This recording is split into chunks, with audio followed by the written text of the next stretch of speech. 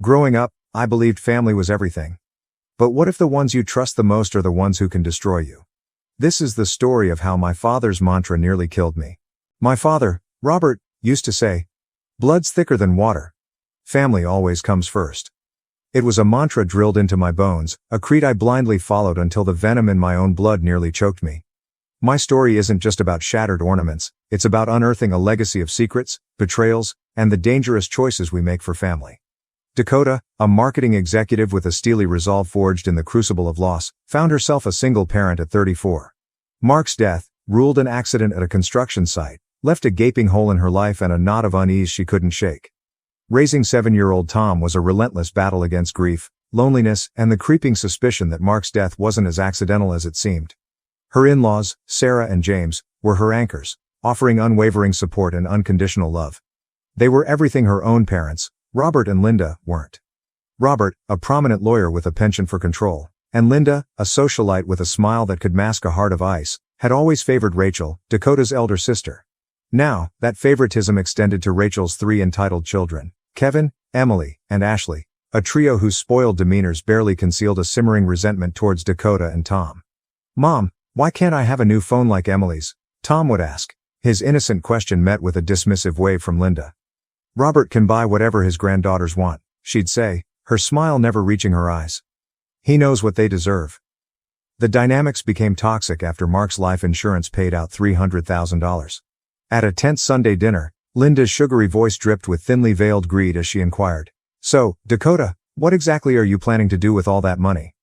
Before Dakota could answer, Rachel, her eyes glinting with a calculated glint, chimed in, "Well, Mom and Dad have been struggling lately. I was thinking, Dakota, maybe we could both help out. I'm sure $500 will be just fine." Dakota's gut clenched. Rachel, whose stay-at-home mom status was largely funded by Jack's tireless work, offering financial assistance. It reeked of manipulation, but as Robert's eyes gleamed with approval and Linda's smile widened, Dakota felt trapped. Of course, she reluctantly agreed, committing to $1,000 a month. The money vanished from her account, but the promised support never materialized. Linda's migraines conveniently flared up whenever Dakota needed help with Tom. Sarah and James, their love genuine and unburdened by ulterior motives, remained the only reliable figures in their lives. Dakota began to suspect there were other forces at play here. The true depth of the betrayal was revealed a week before Christmas. "We're having an adults-only party this year, darling," Linda announced, her voice dripping with false warmth. "You can leave Tom with Sarah and James. We wouldn't want that boy ruining all the wine." The callousness stung, but Dakota masked her fury and made arrangements. As she approached her parents' house on Christmas Eve, she could hear laughter and music spilling into the night. What awaited inside was far more devastating. The house was filled with children, Rachel's spoiled trio and a throng of cousins. The air thrummed with festive cheer, but Dakota felt a chilling wave of isolation wash over her. She tried to find Robert, who was nowhere to be seen. "Where's Tom, dear?" Aunt Marie asked, her brow furrowed with genuine concern. Dakota's throat tightened. She scanned the room, her eyes locking on Linda, who stood near the fireplace, a smug expression on her face. The hypocrisy was blatant, the cruelty deliberate. Suddenly, the lights went out. A collective gasp rippled through the room, followed by nervous laughter. As darkness enveloped the house, Dakota saw a fleeting shadow move towards her parents' study, which never opened. She sensed it was Robert, and her heart pounded and suddenly her head began to spin. She knew where to be. Fueled by a surge of adrenaline, Dakota made her way to the study. The door was locked, but she remembered a hidden key behind a painting her father had always obsessed over. As she inserted the key and slipped inside, the scene that unfolded before her eyes shattered her world. Robert was hunched over his desk, sifting through stacks of documents. The soft glow of a lamp illuminated his face, revealing a mask of grim determination. He looked over his shoulder to see Dakota standing, and his face turned a shade of pale she had never seen before. "What are you doing, Dad?" Dakota demanded, her voice trembling. Robert flinched, his eyes darting around the room. I was just looking for something," he stammered, his voice uncharacteristically unsteady. Dakota didn't believe him. Her gaze swept across the desk, landing on a file labeled Mark Thornton. Her blood ran cold. "What is this?" she whispered, her hand reaching for the file. Robert lunged forward, grabbing her wrist. "Don't touch that, Dakota. You don't understand." A fierce struggle ensued, the room transforming into a battleground of shattered trust and long-held secrets. Dakota managed to wrench the file from his grasp, her eyes scanning the damning contents. There were contracts, bank statements, and emails that painted a horrifying picture. Robert had been secretly funneling money to Mark's construction company, pressuring him to cut corners on safety regulations. And then there was the last email, a desperate plea from Mark saying he was ready to confess to the authorities about all of it. "You knew, didn't you?" Dakota accused, her voice a venomous whisper. "You knew the company was unsafe, that Mark was being pressured, and you did nothing?" Robert's face contorted with a mixture of guilt and defiance. "It was for the family, Dakota. I did what I had to do to protect us." "Protect us?" Dakota spat. "You killed him? All for money and reputation." Just then, Rachel burst into the study, her eyes wide with panic. "What's going on here?" she demanded, her gaze flitting between Dakota and Robert. "Ask Dad," Dakota said, her voice laced with bitter contempt. "He's the reason Mark is dead." Rachel's face paled. "What are you talking about?" Robert tried to deflect, to lie, to manipulate, but Dakota wouldn't let him. She revealed the contents of the file, exposing his dark secrets to Rachel, shattering the carefully constructed facade they had maintained for so long. As Rachel processed the horrifying truth, she turned on Robert with a fury Dakota had never witnessed. Accusations flew, old grievances resurfaced, and the study transformed into a maelstrom of anger, betrayal, and despair. And finally, Robert caved, and exposed the dark world to Rachel as well. "You took my husband," Rachel cried, the words tearing at Dakota's heart. "I took your life," Dakota retorted, her voice cracking with emotion. As the night wore on, the truth unraveled, revealing a tangled web of lies, deceit, and manipulation that had poisoned their family for years. The adults were being adults, while the trio watched with their minds blown. Dakota, as well as Rachel, had to think of the trio now, who were all staring. The kids' innocence needed to be preserved. The storm eventually subsided, leaving behind a wreckage of shattered relationships and broken hearts. Dakota, armed with the truth about Mark's death and all the trio would be forced to bear for the rest of their lives, made a difficult decision. She left her parents' house that night, never looking back. She went straight to the police. The police needed to know. And they needed to know about all the victims, not just her and her life, which was ruined forever. The weeks that followed were a blur of police interviews, legal battles, and media scrutiny.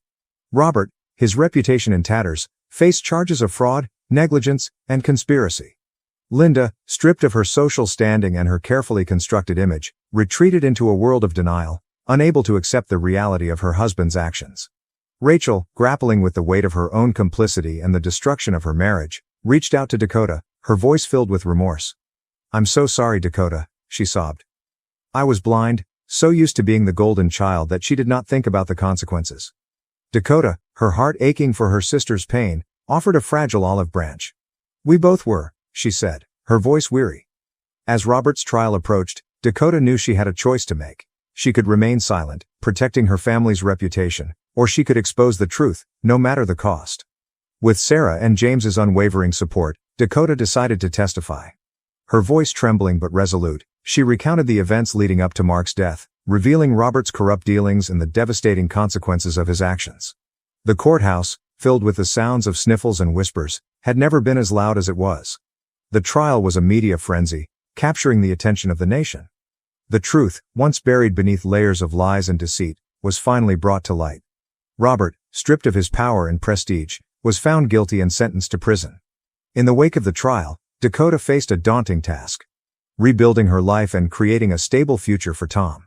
She started a small marketing consultancy, pouring her energy and determination into building a successful business.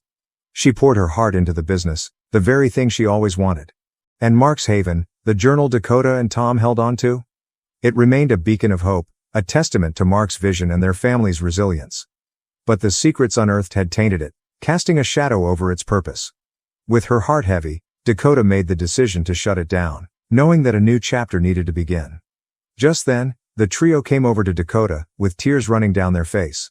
Ashley, the oldest one, offered Dakota a chance to keep Mark's Haven running. But Dakota just refused. "We need to make sure that everyone finds their happiness, not just keep an old man's dream alive," Dakota replied. This shocked the trio and Dakota, because they knew they had to make something of their lives. Years passed. Tom, now a teenager, had a vision for the land. It could be so much more. He looked to Dakota, with a spark of hope in his heart. This would be for the best. Mom, I know what to do, Tom had said. I can start a foundation. Dakota beamed. With a mix of grief and excitement, Dakota worked with the trio, Tom and Rachel, to open the Mark Thornton Foundation. Now, with a bit of work, they were ready to open it. The foundation's goal would be to support families that needed help, whether it was with food, mental health, or legal challenges. It was all thanks to Mark that his legacy would finally get to be written. On the opening day, Dakota looked on with a smile as the foundation began to blossom and help other people. She would be forever grateful. Then, one day, a new challenge came, in the form of a letter. Mom, what's this? Tom asked, handing her the mysterious, leather-bound book. As Dakota flipped through the pages, Mark's familiar handwriting filled her vision. But that was not what got her. At the end of the book, read Mark Thornton. But the last name wasn't Thornton, it was a name far different than what she could ever imagine.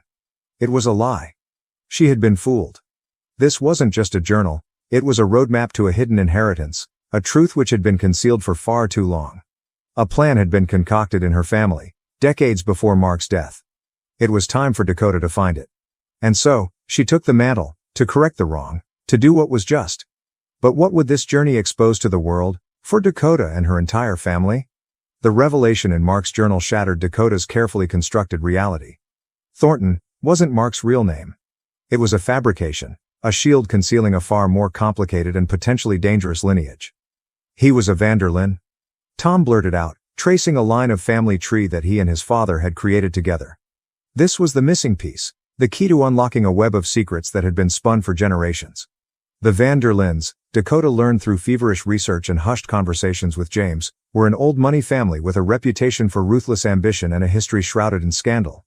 They had amassed a fortune during the Gilded Age, but their wealth was built on questionable practices and their influence extended into the highest echelons of power. Mark's father, desperate to escape the Vanderlyn legacy and protect his son from their clutches, had changed his name and severed all ties with the family. But the Vanderlyns hadn't forgotten about Mark. According to the journal, they had been discreetly tracking him for years, waiting for the right moment to draw him back into their fold. And the inheritance Mark had been unknowingly entitled to wasn't just money, it was control, influence, and a legacy that could either elevate or destroy everything Dakota held dear. Dakota, feeling a knot of dread tighten in her stomach, knew she had to protect Tom. This meant uncovering the truth about the Vanderlyns and figuring out why they had waited so long to resurface. She enlisted the help of James, a man of quiet wisdom and unwavering loyalty, who had connections that reached into unexpected corners. They needed to know what the Vanderlyns were planning and how far they were willing to go to get what they wanted. As Dakota delved deeper into the Vanderlyn history, she discovered a series of unsettling events. Suspicious business deals, political scandals, and even whispers of foul play. The family was ruthless, willing to sacrifice anyone who stood in their way. And now, Tom was in their sights. The first sign that the Vanderlyns were closing in came in the form of a veiled threat. A package arrived at Dakota's house, containing a single, ornate ornament, a miniature Vanderlyn family crest, intricately crafted from gold and studded with diamonds. It was a message, a reminder that they were watching. Dakota's anxiety grew. She began experiencing strange occurrences around her house, unnerving phone calls, and the unsettling feeling of being followed. She knew she had to act fast. She traveled to New York City, determined to confront the Vanderlyns head-on. Her search led her to a sprawling estate in the Hudson Valley, a fortress of wealth and power where the family patriarch, Arthur Vanderlyn, held court. Arthur, a man with piercing blue eyes and a voice that could cut through steel, greeted Dakota with a chilling smile. "Welcome, Ms. Thornton," he said, his gaze unwavering. "We've been expecting you?" He explained that Mark had been destined to inherit the Vanderlyn empire, and now, that responsibility fell to Tom. He promised wealth, influence, and a legacy beyond Dakota's wildest dreams. But Dakota saw through his charade. She knew that the Vanderlyns didn't want Tom, they wanted to control him, to use him as a pawn in their twisted game. "Tom is his own person," Dakota declared, her voice unwavering. "He won't be manipulated by your family." Arthur's smile vanished. "You don't understand the power of the Vanderlyn legacy, Ms. Thornton," he said, his voice laced with menace. "It's in his blood. He can't escape it." Dakota refused to back down. She told Arthur that Tom would never be a part of their world and that she would do everything in her power to protect him. As Dakota turned to leave, Arthur issued a chilling warning. "You can't protect him forever, Ms. Thornton. The Vanderlyns always get what they want." Back home, Dakota found Rachel, with the trio ready to help in any way they could. Robert and Linda were out of the question, since she could never truly trust them. Armed with a growing sense of her paranoia, Dakota turned to law enforcement, for this had all gone to something that wasn't just an old family secret. Meanwhile, Tom received a mysterious scholarship, in the form of a letter with a familiar crest, that he knew all too well. The scholarship would provide him with all expenses paid for his studies being energy and tech. Dakota knew she had to do anything. She couldn't let her son turn into what Mark ran away from. One day, Dakota saw a figure lurking around Tom's school. She recognized the man. He was a known enforcer for the Van der Lindens. Dakota confronted him, a fierce protectiveness surging through her. "Stay away from my son," she warned, her voice trembling with rage. "I'm just here to offer him a ride, Ms. Thornton," the man said, his eyes glinting with mockery. "He has a bright future ahead of him." Dakota refused to let him near Tom. She called the police, and the man was arrested, but she knew this was just the beginning. The Van der Lindens were relentless, and they wouldn't stop until they had Tom in their grasp. Desperate, Dakota turned to James. James, a man of quiet wisdom and deep connections, revealed a secret of his own. He had once worked for the Van der Lindens. He had witnessed their dark dealings firsthand and had escaped with his life, vowing to never speak of it again. But now, he knew he had to help Dakota. He offered to use his contacts to gather information about the Van der Lindens' plans and to provide Dakota and Tom with protection. As Dakota and James worked together, they uncovered a shocking truth. Mark's death hadn't been an accident. It had been orchestrated by the Van der Lindens, who feared that he would expose their corrupt dealings. Dakota was devastated. The pain of Mark's loss was compounded by the knowledge that he had been murdered by his own family. She vowed to bring them to justice, to avenge Mark's death and to protect Tom from their clutches. The trio, Rachel and her family, and Sarah all vowed that they would be there to support her.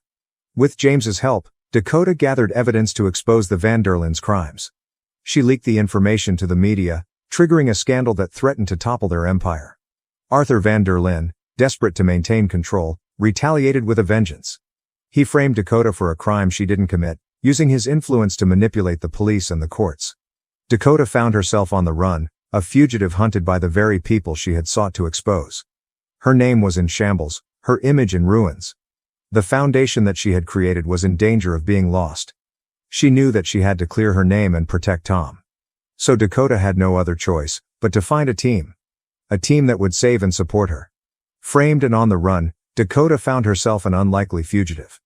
The media painted her as a ruthless criminal, a gold digger who had murdered her husband for his inheritance. The police were hot on her trail, and the Van der Lindens had unleashed a pack of ruthless mercenaries to silence her permanently. It was then that Dakota had turned to her father, who had known men on both sides of the law. He knew someone who could protect Dakota. Knowing that she couldn't protect Tom on her own, Dakota turned to a shadowy figure from James's past. Isabella Izzy Rossi, a former Van der Linden enforcer who had broken free from their grip and now lived a secluded life, haunted by the sins she had committed. Izzy, a woman with eyes that had seen too much and a steely resolve forged in the fires of betrayal, was reluctant to get involved. She had tried to bury her past, to create a new life for herself, but Dakota's desperation resonated with her own struggles for redemption. "The Van der Lindens are monsters, Dakota," Izzy said, her voice raspy. "They'll stop at nothing to get what they want. You're walking into a war you can't win." "I don't have a choice," Dakota replied, her voice trembling with determination. "Tom is all I have left. I'll do whatever it takes to protect him." Izzy, seeing the fire in Dakota's eyes, reluctantly agreed to help. She assembled a small team of skilled outsiders, each with their own reasons for wanting to take down the Van der Lindens. Marcus, a tech whiz with a vendetta against Arthur for ruining his father's business. Lena, a master of disguise with a hidden connection to the Van der Linde family. And Ben, a former Special Forces operative seeking redemption for past mistakes. With Izzy leading the charge, Dakota and her team went underground, using their combined skills to evade the police and stay one step ahead of the Van der Linde mercenaries. Marcus hacked into the Van der Linde security systems, Lena infiltrated their inner circle, and Ben provided Dakota with the training she needed to defend herself. As Dakota learned to fight, to shoot, to survive, she discovered a strength she never knew she possessed. The grief and fear that had consumed her were replaced by a fierce determination to protect Tom and expose the Van der Lindens' crimes. This gave her a new perspective, a new sense of self-worth. While Dakota fought for her life, Tom, with his trust in her, and faith that she could pull off any stunt, found himself increasingly drawn into the Van der Lindens' orbit. Arthur's grandson, Julian, a charismatic and seemingly well-intentioned young man, befriended Tom, offering him support and guidance, his guidance turning Tom to believe that the haven must be revitalized. Julian, who seemed to genuinely care for Tom, presented him with a tempting offer, a chance to join the Van der Linde Foundation, a prestigious organization dedicated to funding sustainable energy projects. Tom, eager to make a difference in the world, was drawn to the opportunity. But Dakota knew that Julian's interest in Tom was a carefully orchestrated ploy. He was using Tom's idealism and good nature to manipulate him, to lure him back into the Van der Linde family. It was just like what Robert had done to her and Rachel. Dakota tried to warn Tom, but he refused to believe her. He saw Julian as a friend, a mentor, someone who understood his vision for a better future. Their trust was gone, and there was no going back from that. "You're just paranoid, Mom," Tom said, his voice laced with frustration. "You can't see that this is a real opportunity." Dakota's heart ached. She was losing Tom, not to death or violence, but to the seductive power of the Van der Linde legacy. She had to find a way to prove to him that Julian wasn't who he seemed. Izzy, using her connections within the Van der Linde organization, uncovered a shocking secret. Julian was Arthur's illegitimate grandson, born out of a clandestine affair. Arthur had always resented Julian's existence, seeing him as a threat to his legitimate heirs. Julian's offer to Tom was not an act of kindness. It was a calculated move to seize power within the Van der Linde family. With the help of Lena, Dakota infiltrated a Van der Linde fundraising gala, determined to expose Julian's treachery to Tom. The gala was a lavish affair, a glittering showcase of wealth and power. As Dakota made her way through the crowd, she felt a familiar pang of anger and disgust. These were the people who had destroyed her life, who had murdered Mark, who were now trying to manipulate her son. This was the day the new page in Dakota's life was written, as she avenged Mark and stopped the horrors. Just as she found Tom, Julian took to the stage, ready to present him as the Van der Linde's newest protege. The trio, who had been watching the entire time, looked to Dakota. Taking a deep breath, Dakota stepped into the spotlight. "You don't know the truth," Dakota called out. "You think you're getting the opportunity of a lifetime, but look behind the curtains," she warned. "The Van der Lindes ruined my life, and they will ruin you too." The crowd gasped as she launched into her plan, laying bare the secrets and lies that had been concealed for so long. Chaos erupted. Julian, exposed and humiliated, lashed out in anger, his mask of charm shattering to reveal his true nature. Arthur, enraged by Dakota's defiance, ordered his mercenaries to silence her, and a fight broke out. Chaos consumed the Van der Linde gala. Mercenaries, fueled by years of blind loyalty, clashed with Dakota's ragtag team. Guests screamed and scattered as bullets flew and the opulent ballroom transformed into a battleground. Dakota, adrenaline coursing through her veins, fought with a ferocity she never knew she possessed. Izzy, a whirlwind of lethal grace, moved through the crowd like a phantom, disabling opponents with brutal efficiency. Marcus used his tech skills to disable security systems and disrupt the mercenaries' communications, while Lena, a master of disguise, created diversions and guided innocent bystanders to safety. Ben, a stone wall and a heart of gold, created safe passages to let as many people out as possible. Amid the chaos, Dakota reached Tom, who stood frozen in shock, his face a mask of disbelief. "Tom, listen to me," Dakota pleaded, her voice strained. "Julian isn't who you think he is. He's using you, just like they used your father." Julian, his face contorted with rage, lunged at Dakota, a knife glinting in his hand. Before he could strike, Tom intervened, shoving Julian away. "Stop it, Julian," he yelled, his voice filled with anger and betrayal. "Why, of all the people did I befriend you? You, of all people, had to ruin it all." A fierce fight erupted between Tom and Julian, their anger fueled by years of manipulation and resentment. Dakota, seeing her son in danger, stepped in, disarming Julian and pinning him to the ground. "It's over, Julian," Dakota said, her voice trembling with emotion. "The truth is out. The Van der Lindes have finally met their match." Just then, Arthur Van der Linde appeared, his face a mask of cold fury. He held a gun in his hand, pointing it directly at Dakota. He had lost everything, his reputation, his power, his legacy, and he wasn't going to let Dakota take away his family. "You've ruined everything, Dakota," Arthur said, his voice dripping with venom. "You'll pay for this." Before he could pull the trigger, Robert stepped in front of Dakota, shielding her from the bullet. A gasp rippled through the crowd. Rachel, who had been watching the entire scene unfold with growing horror, screamed her name. Robert collapsed to the floor, his eyes meeting Dakota's. I'm sorry, Dakota," he whispered, his voice weak. "I wanted to protect my family, but I did it all wrong." Dakota knelt beside him, tears streaming down her face. "It's okay, Dad," she said, her voice choked with emotion. "I forgive you?" Robert smiled weakly, then closed his eyes and took his last breath. Arthur, stunned by his own actions, stood frozen, his face contorted with a mixture of shock and grief. He had lost everything, including his son, who now hated him more than anything. The police arrived, sirens blaring, and chaos subsided. Arthur was taken into custody, his reign of terror finally brought to an end. In the aftermath of the gala, the Van der Linde empire crumbled. The truth about their corrupt dealings was exposed, and their influence waned. The foundation was dissolved, and their assets were seized. Dakota, exonerated and hailed as a hero, found herself facing a new chapter in her life. She had avenged Mark's death, protected Tom from the Van der Lindes, and exposed the truth to the world. But the cost had been high. She had lost her father, and her family was forever scarred. Tom, deeply shaken by the events, finally saw Julian for who he was, a pawn in his grandfather's game. He vowed to never let himself be manipulated again, but the pain of betrayal cut deep.